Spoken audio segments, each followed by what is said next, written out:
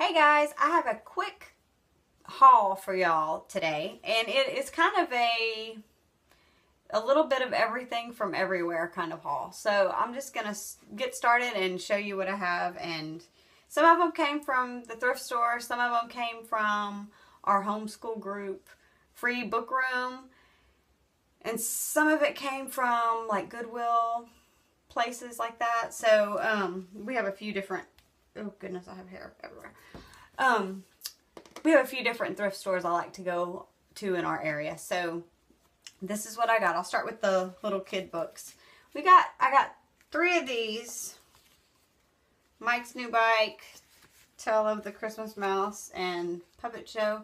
These, I actually think these were from around the time of my childhood because I vaguely remember these books. I think I probably had this one as a kid.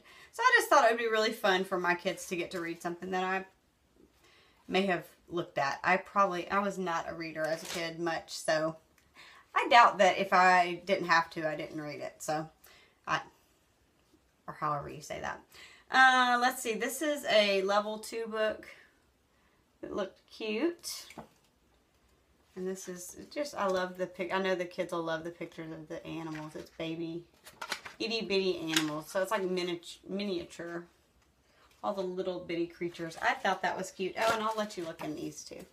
These are from just like the old 2-color readers, but I just thought they would enjoy this. I thought they'd enjoy the story about the bike.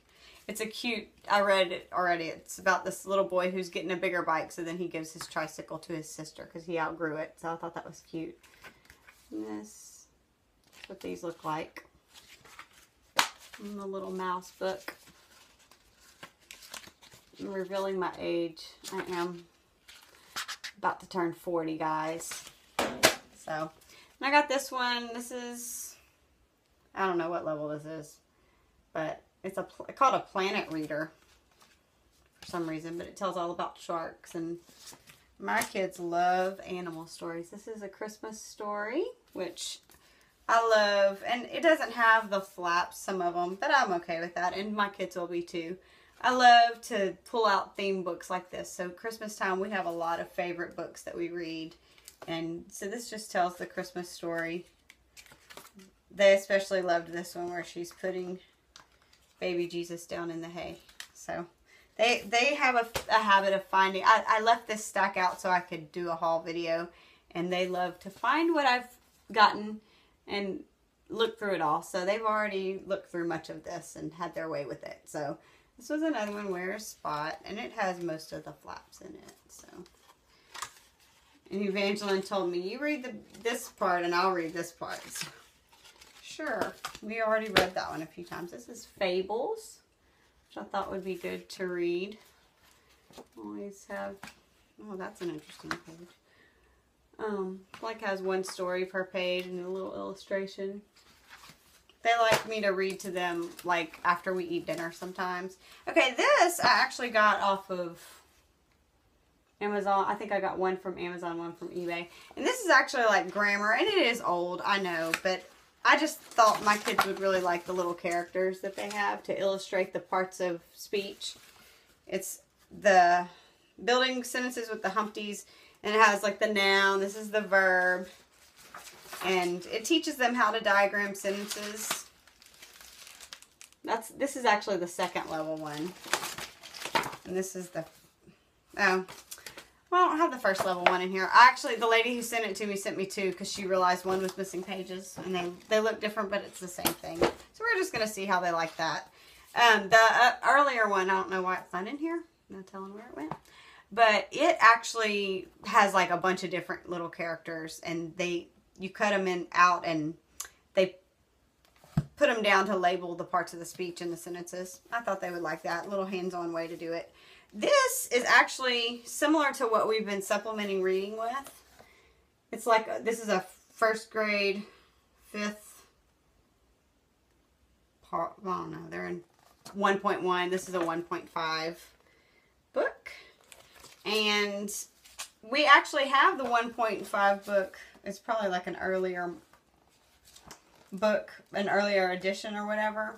But it has different stories, so I thought this is going to be great whenever my girls are reading these. They can read out of 2 different books during that time, or they can both read through that book. This is a language arts handbook. I just thought we would look through it and, you know, it kind of tells different things.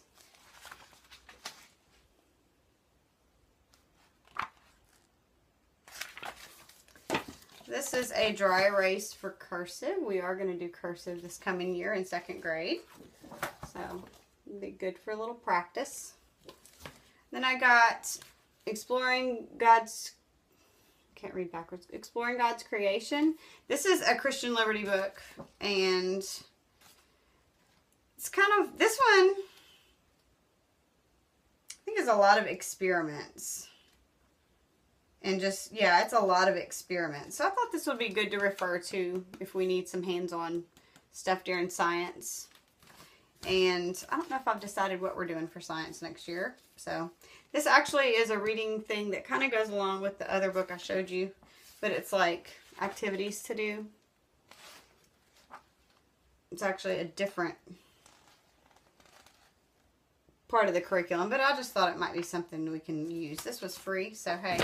I love free. Then I picked up these 2 spelling curriculum things just to see if I even wanted to entertain the thought of doing them. This was an Abeka one, and it is used. I mean, it's used. Like, I would have to buy him another book because this, you know, it's written in. But I just wanted to see what the spelling words were like because we ran into trouble with Christian Liberty this year. Their spelling words just got way too long, and it was just...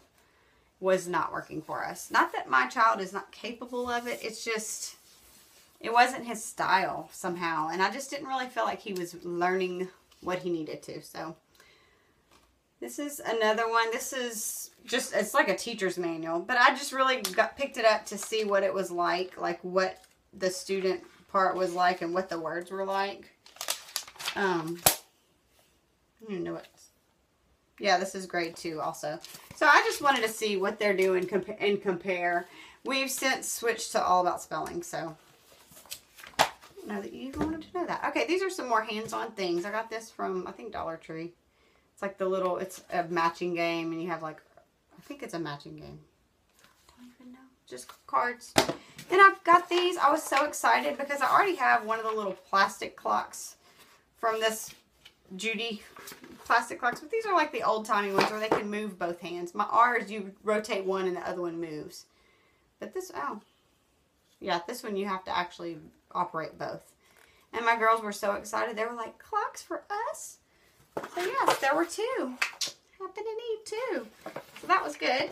And then I found this little beginning blends mats. They're like dry erase mats that they can practice writing blend words. And also they have a little thing where they can match. I'll show you. It's like you read a word and then you try to find a duck that has something. No, I did not pick one that matches, but they try to find it and then they match it to the picture that it goes with. And then on the back, they can write out some practice words. I thought that was so cute.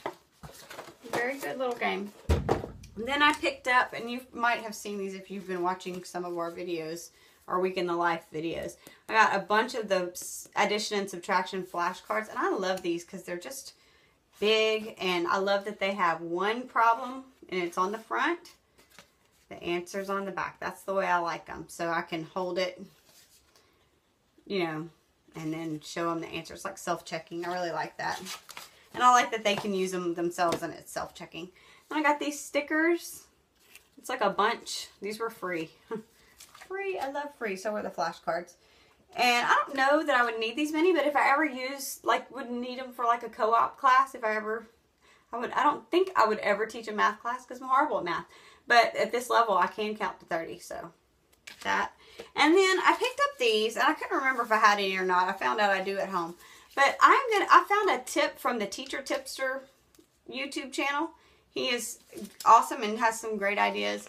He cuts these apart and uses them as behavior dots for basically a kid can if they're doing a behavior you're looking for, you give them a behavior dot, and they can cover up one problem they can save it, and when they get to a problem they don't want to do, they cover up that one problem. Hey, for better behavior, I'll let you cover up a problem, sure. So that's what I'm going to use these for. So, and if you want more information about that, check him out. I'll put the link to that video below if possible. And this is my haul. Thanks for watching, and y'all have a good weekend. Bye.